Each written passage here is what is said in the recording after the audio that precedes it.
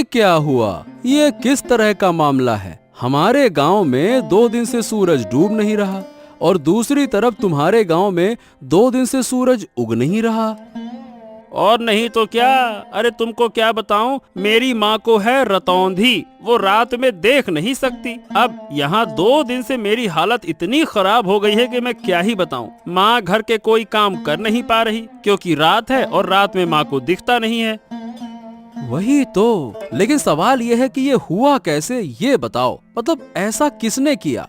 ऐसी घटना तो भैया मैंने पहले कभी ना देखी। कभी ऐसा होता हुआ सुना है क्या? बताओ। हमारे गांव में दिन और तुम्हारे गांव में रात हैं। वही तो, मुझे तो लगता है कि मैं तुम्हारे गांव आ जाऊं। 2 दिन से सूरज की किरण नहीं देख पाया। ऐसा लगता है कि अंधेरे का साम्राज्य आ गया है।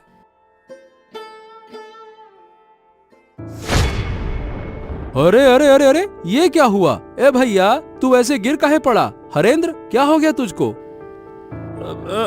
अरे मतलब क्या हो गया, मुझे खुद समझ नहीं आ रहा। मैंने तुम्हारे गांव में आने के लिए जैसे ही कदम बढ़ाया और झटका लगा। बाप रे, मैं तो तुम्हारे गांव में प्रवेश ही नहीं कर पा रहा हूँ। ऐसा लग रहा है कि जैसे बीच में कोई दीवार खड़ी हो। क्या बात कर रहा है? तो क्या हम एक गांव के लोग दूसरे गांव में नहीं जा सकते क्या? वही तो भैया, लग तो ऐसा ही रहा है। लगता है कि इन दोनों गांव के बीच में कोई अदृश्य कांच की दीवार खड़ी हो गई है। अरे अब क्या करूं, मुझे तो समझ नहीं आ रहा। चल, फिलहाल के लिए तू घर जा। अब देखते हैं क्या किया जा सकता है। कोई उपाय मिल जाए तो मुझे भी बता देना। दोनों गांव में अचानक अजीब घटना हुई। एक गांव में लगातार 2 दिन तक दिन और दूसरे गांव में लगातार 2 दिन तक रात। ऐसी समस्या पहले कभी नहीं देखी गई थी। ओ माँ माँ, अब अच्छा नहीं लग रहा। रात क्यों नहीं हो रही है? इतना लंबा दिन मैंने कभी नहीं देखा। मैं सो भी नहीं पा रहा हूँ, मुझे नींद भी नहीं आ रही। सो नहीं पा रहे हो? क्या हुआ? जाकर सो जाओ। सोने में क्या परेशानी है? मैं क्या सो नहीं रही? वाह, रात के बिना सोने का क्या मजा होता है। रात के बिना सोने से लगता है कि जैसे दिन में सो रहा हूँ। इतना उजाला सहन नहीं हो रहा। ऐसा क्यों हो रहा है माँ? क्यों क्यों माँ? क्या पता किसकी नजर पड़ गई हमारे गांव पर। शायद कोई शाप लग गया है। सुना है हमारे पास वाले गांव में तो 2 दिन से रात हो रही है। 2 दिन से रात हो रही है और रात हो ही नहीं रही है। ये तो बहुत बेकार है। मैं दिन में यहाँ रहूंगा और रात को जाकर उस गांव में सो जाऊंगा। मुझे नहीं रहना दिन में। हाँ, ये हुआ। तुम कैसे सोओगे वो मुझे नहीं पता। 2 गांव के बीच एक अदृश्य दीवार बनी हुई है।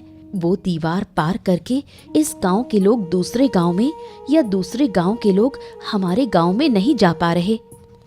तो क्या होगा माँ? क्या हमारे गांव में कभी रात नहीं आएगी? हमारा गांव ऐसा क्यों हो गया? अगर रात नहीं होगी तो सूरज की गर्मी में हमारा पूरा गांव जलकर खाक हो जाएगा माँ। क्या पता बेटा, हमारे भाग्य में क्या है, लेकिन ऊपर वाला जो करेगा वो हमारे भले के लिए ही करेगा। हाँ, मुझे ये सब कुछ अच्छा नहीं लग रहा माँ। मैं सो नहीं पा रहा हूँ। मेरा सर दुख रहा है। 2 दिन से मेरा सर घूम रहा है। शरीर भी लगता है कि जैसे बीमार हो गया है। मैं क्या करूँ माँ? ओहो, तुम यहाँ से जाओ और अब परेशान मत करो। वैसे भी मैं खुद तकलीफ से जूझ रही हूँ। दूसरी तरफ तुम मुझे बार बार परेशान कर रहे हो।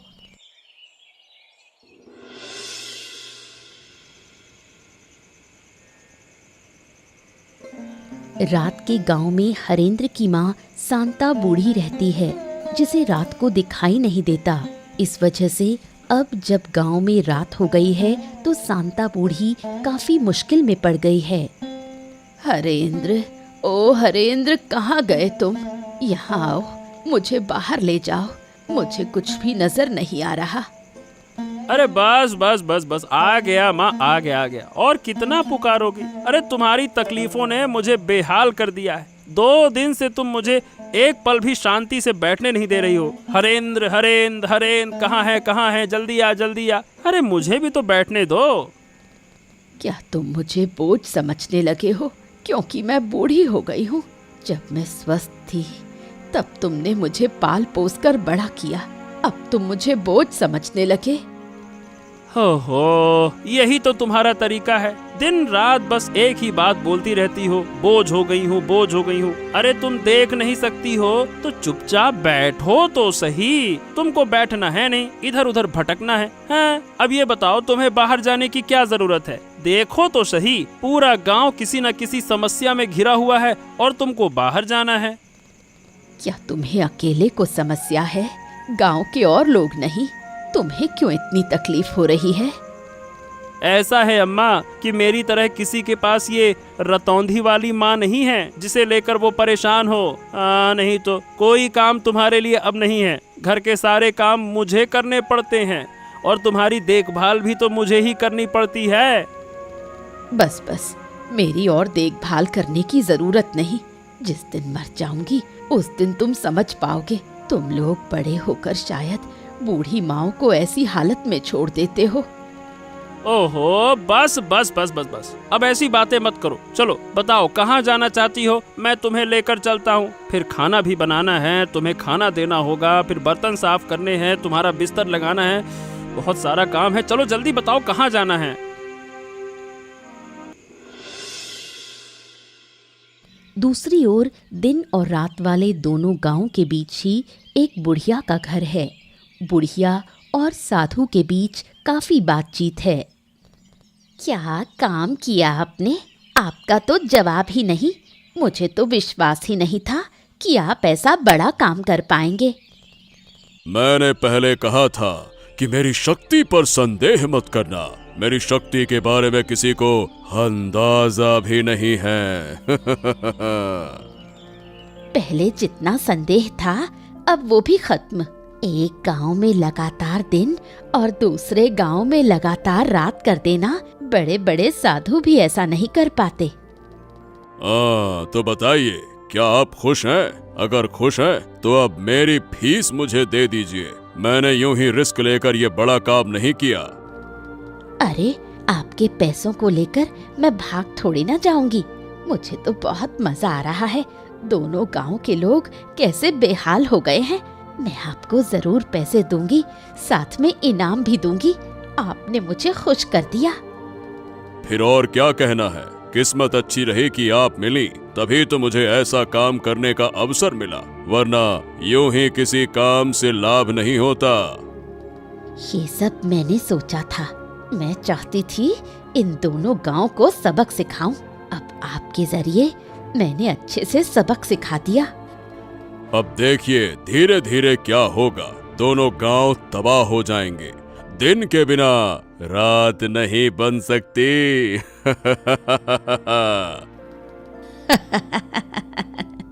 मैं भी यही चाहती थी। मैंने इस दिन का बहुत इंतजार किया है। अब मैं उन्हें हर तरह की तकलीफ दिखाकर सिखा दूंगी कि दुख और अपमान क्या होता है। अब वो मेरा कभी अपमान करने की हिम्मत नहीं करेंगे। मैं चाहती हूँ कि इन दोनों गांव के बीच सिर्फ मैं बची रहूं और कोई ना रहे। अरे अरे बेटा, अरे रुक जाओ बेटा, इस तरह से क्यों दौड़ते हो? क्या हो गया? अरे रुक जाओ, गिर जाओगे। बेटा रुको रुको। पिताजी पिताजी, हाँ, पिताजी पिताजी, मुझे एक बड़ी बात पता चल गई है। मैंने दिन और रात की असली वजह जान ली है। पिताजी पिताजी पिताजी, अब आप कुछ उपाय निकालो, वरना दोनों गांव वाले मर सकते हैं। अरे बेटा शांत हो जा। हाँ, अब ये बता क्या हुआ, कैसे जाना तुमने? बता मुझे। पिताजी पिताजी, हमारे दोनों गांव के बीच में उस बुढ़िया का घर है ना, वही बुढ़िया जो गांव वालों से बात भी नहीं करती, ये सब कुछ वही करवा रही है। क्या? ये क्या कह रहे हो तुम? क्या सच में ऐसा है? पर ये बताओ, तुम्हें कैसे पता चला कि वो करवा रही है? अब मैं सच कह रहा हूँ पिताजी। मैं थोड़ा क्या है कि बाहर गया था तो बुढ़िया के घर से ना हंसी ठहाके की आवाजें आ रही थी। मैं चुपके से गया, मैंने सब कुछ सुना और देखा कि बुढ़िया ना एक साधु के साथ में योजना बना रही थी। पिताजी, जो करना है अब जल्दी कीजिए। मुझे लगता है कि वो साधु ना बड़ा शक्तिशाली है। ओ, अब जब सब कुछ खुल ही गया है तो उस बुढ़िया को छोड़ना नहीं चाहिए। वो जिद करके हमारे विनाश की कोशिश कर रही है ना। वही तो, पर ये समझ में नहीं आ रहा पिताजी कि वो ऐसा कर क्यों रही है। मतलब वो हमसे गुस्सा है क्या? और गांव वाले उससे बात क्यों नहीं करते? हाँ, ये सब बातें जानने के लिए अभी तुम बहुत छोटे हो बेटा। चलो मैं जाता हूँ, हरेंद्र से बात करूंगा, फिर हम दोनों मिलकर बुढ़िया के घर जाएंगे और समझाएंगे। नहीं तो इसके अलावा तो कोई और उपाय नहीं दिखता। वही तो पिताजी, जल्दी कीजिए। मुझे उस साधु पर भरोसा नहीं है। बहुत ही बेकार हंसी हंसता है वो पैसे लेकर चला गया और यकीन है कि वो वापस आएगा।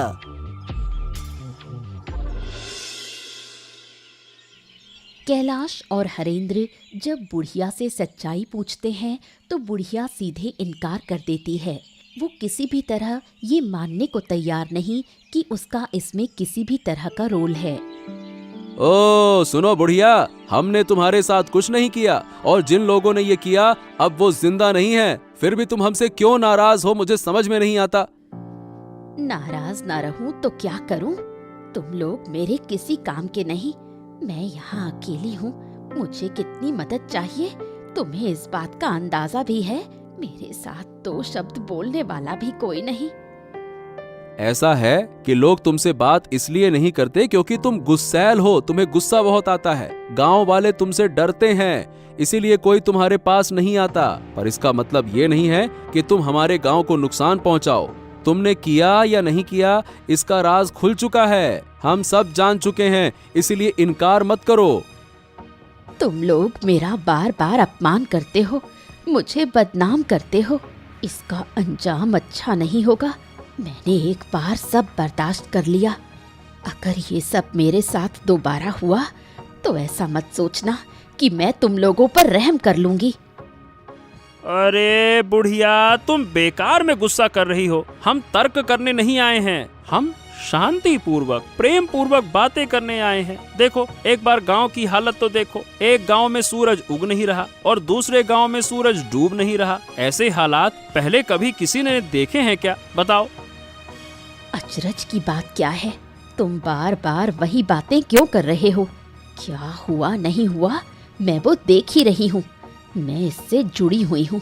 तुम लोग यहाँ से चले जाओ, मुझे अकेला छोड़ दो।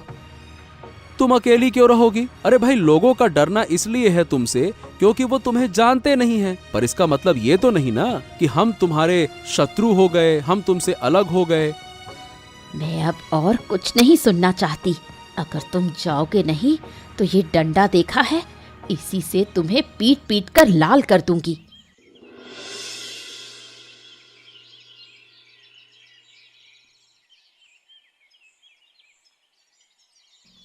क्या तुम सच में उस बूढ़ी के पास गए थे? रिशान ने मुझे बताया, कुछ फायदा हुआ क्या? हाँ, जितना समझ में आया उससे ये पता चला कि आराध्या, वो जो बुढ़िया है ना, वो दोनों गांव पर बहुत गुस्सा है। इसीलिए बूढ़ी ने किसी साधु की मदद से हमारे इन दोनों गांव के साथ में ऐसा किया। तो क्या इन दोनों गांव को फिर पहले जैसा करना संभव नहीं? ऐसा लगता तो नहीं है। मैंने और हरेंद्र ने मिलकर बूढ़ी को वैसे तो बहुत समझाने की कोशिश की, पर सही बताऊं बूढ़ी सुनना ही नहीं चाहती है। वो किसी भी तरह से हमारी बात समझना ही नहीं चाहती है। सच में मुझे तो डर लग रहा है। अगर ऐसे ही चलता रहा तो गांव में कोई नहीं बचेगा। धीरे धीरे सब कुछ नष्ट हो जाएगा। तुम सब लोग चिंता मत करो, देखना मैं सब ठीक कर दूंगा। वाह वाह वाह वाह वाह, सुन रही हो इसकी बातें? हम यहाँ इसके पिताजी कुछ कर नहीं पा रहे, उन्होंने हमें लाठी से खदेड़ दिया, अब ये जाकर ठीक करेंगे। क्यों महाशय? तुमने भी ना इस लड़के की बात मान ली है। इसे इन चीजों की क्या समझ? उसने जो कहा वही बहुत है। अरे माँ, मैं यूं ही नहीं कह रहा, मैं सच कह रहा हूँ। मैं सब कुछ ठीक कर दूंगा, तुम लोग देख लेना। उस साधु को मैं जानता हूँ, अगर मैं उसे एक बार पकड़ लूंगा तो उसे नष्ट कर दूंगा। बहुत मारूंगा मैं उसे गुच्छे बना के। अच्छा अच्छा अच्छा अच्छा, समझ गया। लेकिन हाँ, फिर कोई शरारत करने से पहले जरा सोच समझ कर। वैसे भी हमारी मुश्किलों का अंत नहीं है। अब आगे क्या होगा समझ नहीं आता। कहीं तुम्हारी हरकतों से वो बुढ़िया और गुस्सा ना हो जाए। नहीं पिताजी, मैं शरारत परारत नहीं करता। अब मैं बड़ा हो गया हूँ। पर हाँ, आप चिंता मत कीजिए, अब आगे जो होगा अच्छा ही होगा, देख लेना। अब बहुत बातें हो गई, तुम दोनों जाओ और हाथ मुंह धोकर आओ, मैं खाना देती हूँ।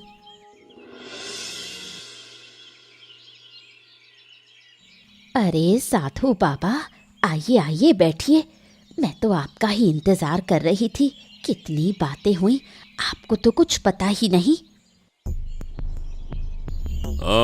क्या बात है? फिर क्या हुआ? कोई नई कहानी हुई क्या? गांव वालों को सब पता चल गया है कि ये मैंने ही किया है, पर मैंने इनकार कर दिया। सब मेरे पास आए थे, मैंने उन्हें भगा दिया। उनका इस विपत्ति में पड़ा हुआ चेहरा देखकर मुझे कितनी खुशी हुई। ठीक है, तुमने इनकार किया, ये अच्छी बात है। लेकिन पर जब लोग शक करते हैं तो बिना कुछ जाने, बिना किसी वजह के शक नहीं करते। कुल मिला के बात यह है कि किसी तरह से कोई हमारी बातें सुनकर गया है। कौन सुनेगा? मेरे घर के आसपास कोई नहीं आना चाहता। वो मुझे डायन कहते हैं, बोलते हैं मैं काला जादू करती हूँ। धीरे धीरे तुम्हारे मन का सारा दुख दर्द मिट जाएगा, है ना? अरे ये मेरा कमंडल कहाँ गया? अभी तो यहीं रखा था। ओहो, मेरे कमंडल में विशेष जल है, कहाँ चला गया? अरे कहाँ गया? मुझे ढूंढना होगा। अरे ए लड़के, मेरा कमंडल दे दे। मैं कह रहा हूँ मेरा कमंडल दे दे। तेरी इतनी हिम्मत कि मेरा कमंडल तू चुराए? मैं तुझे छोड़ूंगा नहीं। उसे पकड़ो, उसे रोक लो, वरना बड़ा नुकसान होगा। हमने जो झूठ बोला है वो पकड़ में आ जाएगा। उसे पकड़ना ही होगा। मेरा कमंडल उसके पास है और उस कमंडल में विशेष जल है। उसी जल से मैं फिर से इस गांव का रात और दूसरे गांव का दिन दूर कर दूंगा। चिंता मत करो। अब क्या होगा? सब कुछ तो फिर से पहले जैसा हो गया। उस बच्चे से कमंडल ले आऊंगा और फिर इन गांवों का दिन रात बदल दूंगा। तुम चिंता मत करो। हाँ।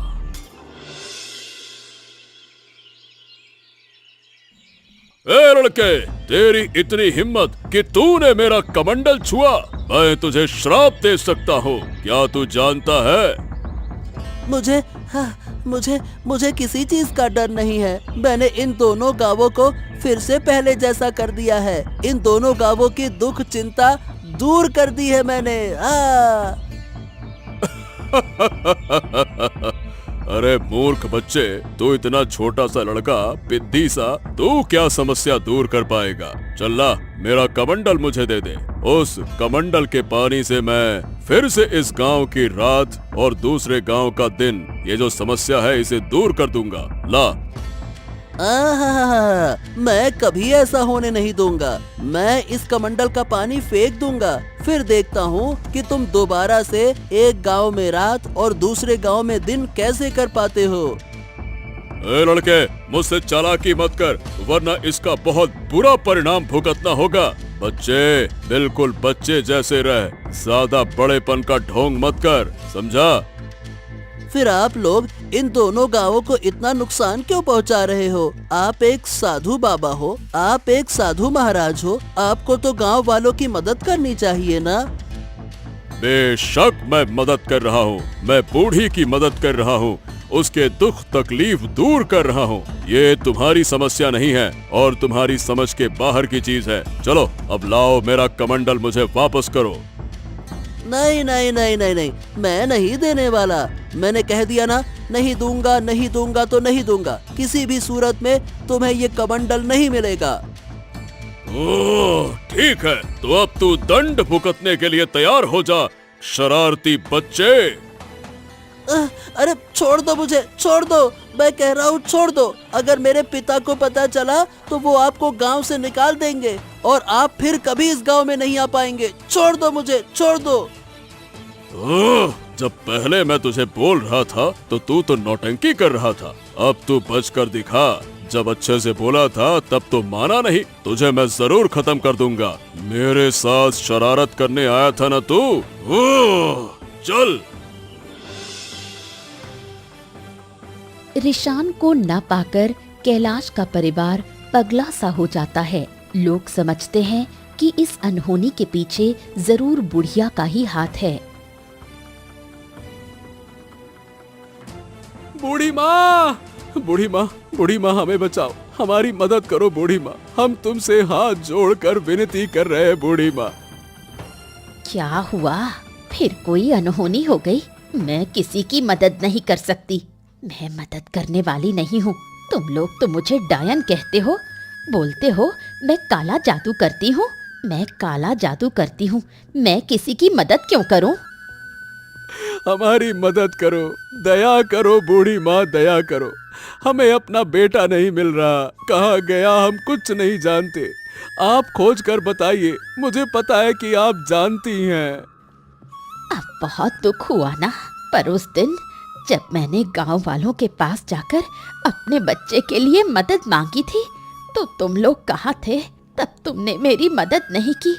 क्यों? मैं गरीब हूँ इसलिए? क्या आप ऐसा क्यों कह रही हैं?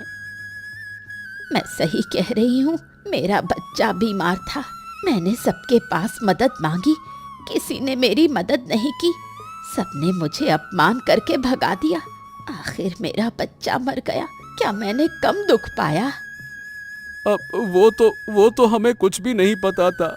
आप हमें इतनी बेकार नजरों से क्यों देखती हैं? कृपया करके बताइए ना, मेरा बेटा कहाँ है? मैं अपने बच्चे के बिना नहीं जी पाऊंगा, नहीं जी पाऊंगा।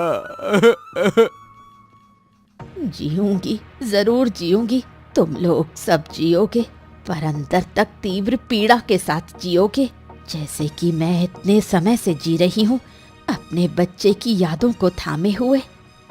अरे कैसी इंसान है आप! एक छोटा बच्चा मेरा नहीं मिल रहा, कोई अनहोनी हो गई तो क्या आप थोड़ी सहानुभूति नहीं दिखा सकती? हर समय दुश्मनी, दुश्मनी, दुश्मनी, क्यों क्यों? उन बातों की मुझे परवाह नहीं। जो तुम्हारे भाग्य में लिखा है वही होगा। मैं किसी की मदद नहीं कर सकती, बिल्कुल नहीं कर सकती। तुम लोग यहाँ से चले जाओ। दोनों गांव की समस्या खत्म करने के लिए बेचारे रिशान को अपनी जान की आहुति देनी पड़ी।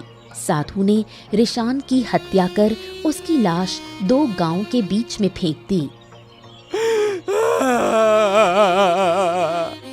ये मेरे साथ क्या अनर्थ हो गया? मेरा बच्चा, मेरा लाल, जरूर ये उन्हीं लोगों का काम है। उठ जा रे बेटे, उठ जा बेटे, मेरे बच्चे।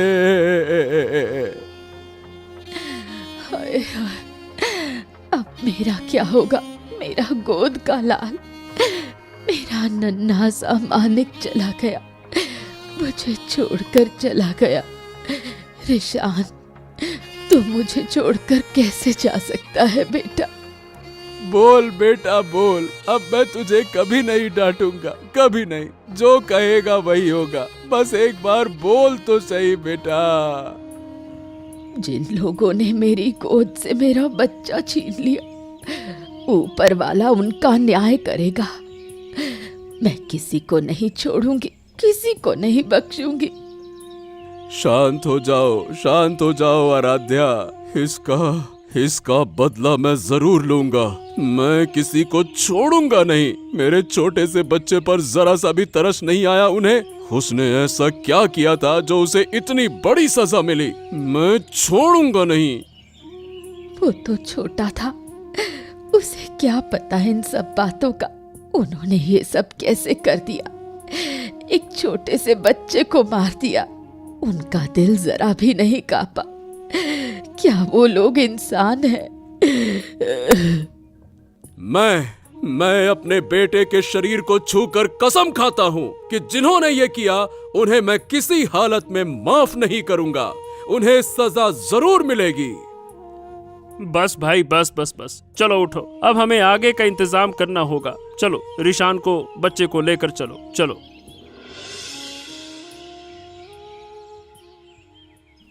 हाँ क्या बूढ़ी, अब तो तुम खुश हो ना? तुम्हारी मनोकामना धीरे धीरे पूरी कर रहा हूँ।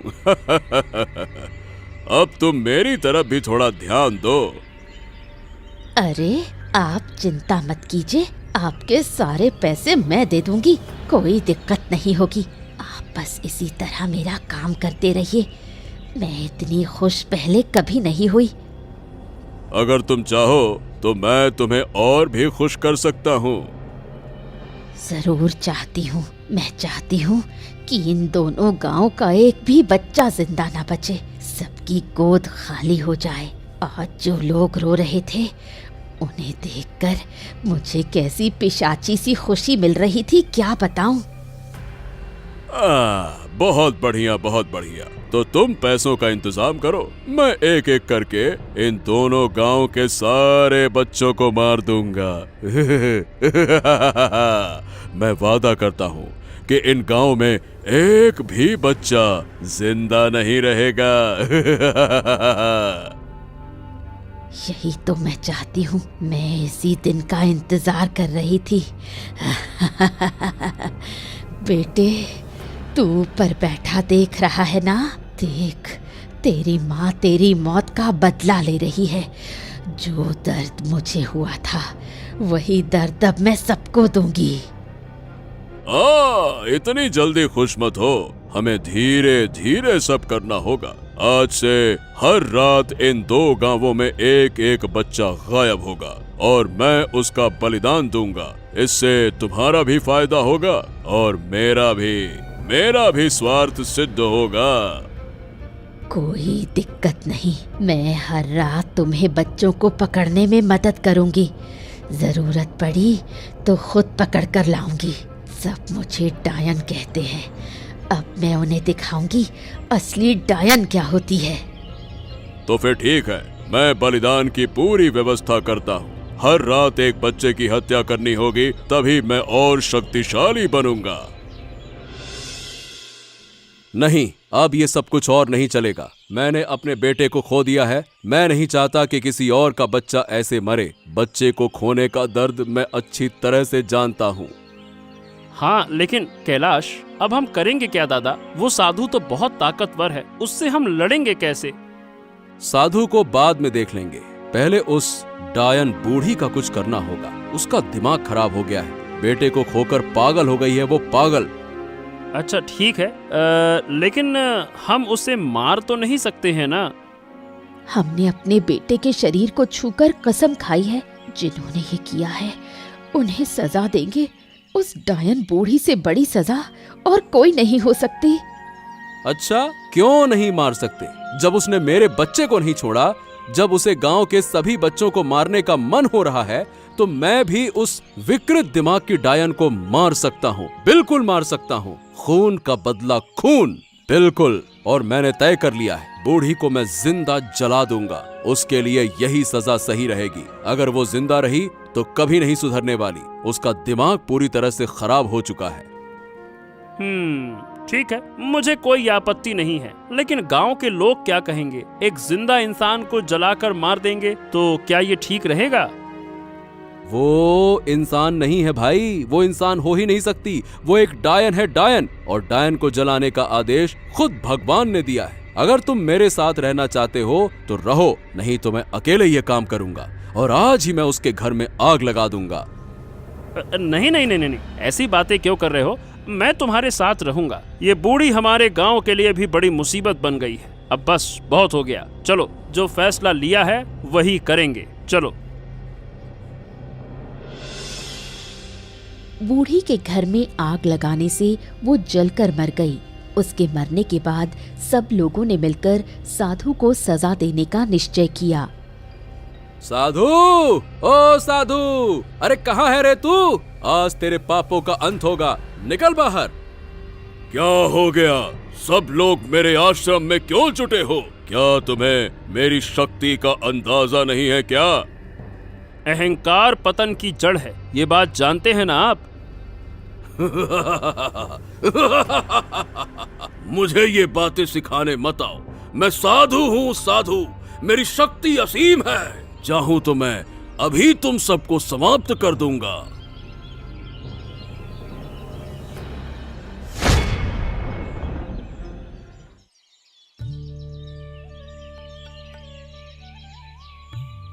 हाँ, आखिरकार हमारे गांव से बुरी नजर हट गई। अब हमारे गांव पर फिर कोई विपत्ति नहीं आएगी। अगर फिर कभी कुछ हुआ तो हम सब मिलकर उसका सामना करेंगे।